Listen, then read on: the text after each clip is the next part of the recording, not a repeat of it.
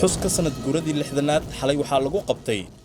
madaxtooyada jamhuuriyadda federaalka Soomaaliya waxaana ka qayb galay mas'uuliyiin ugu horeeyay madaxweynaha jamhuuriyadda Maxamed Cabdullaahi Maxamed Farmaajo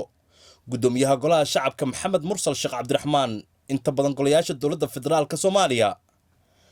mudane Maxamed Cabdullaahi Maxamed Farmaajo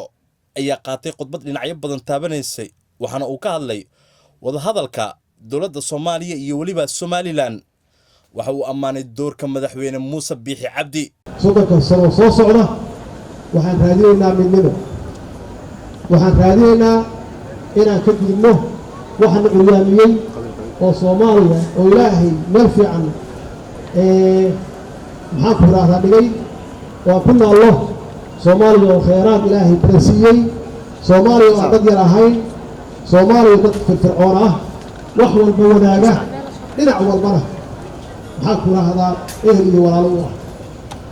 inaan maanta annagoo dad umad caawin lahayn oo Soomaaliya shaqo loo soo raadsan lahaa oo khayraadkeena u geli lahayn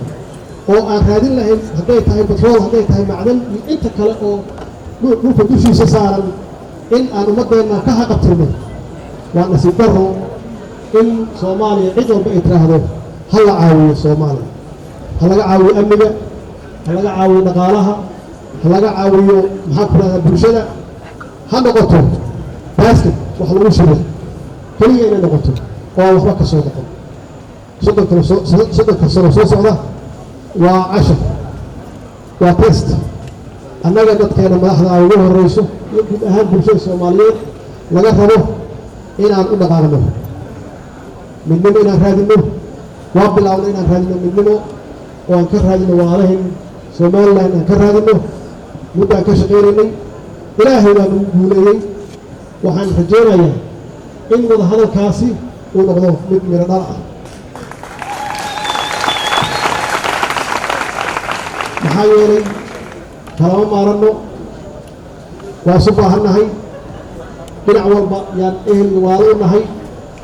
hadday dhinac uu ku maqan yahay waa ognahay waa aragnay khibraddeeda waa haynaa dhinac kale inuusan dhaqaaqi karin intay naga maqan yihiin ma dhaqaaqi karno iyaguna ma dhaqaaqi karaan marka inaan annagu isfiirsan marka annagoo minaysan inaan fiirino dowladaha geeska Afrika sidee aan kula tartamnaa dhaqaalaha iskaashiga hadda ka bilowday geeska Afrika ilaa kulama tartami karno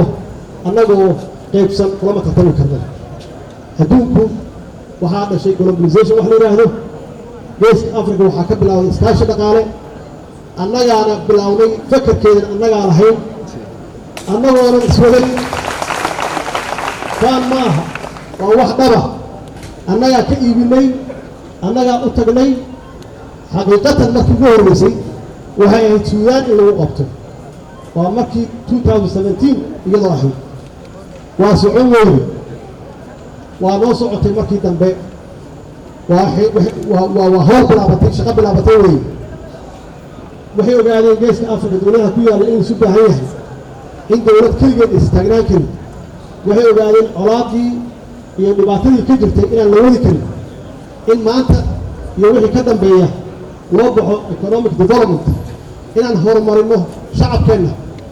faqriga inaan kala dagaalno wax alla wixii conflict ahaa ama attention ahaa in la joojiyo Mahad Mutawakkil Hon Cable TV Muqdisho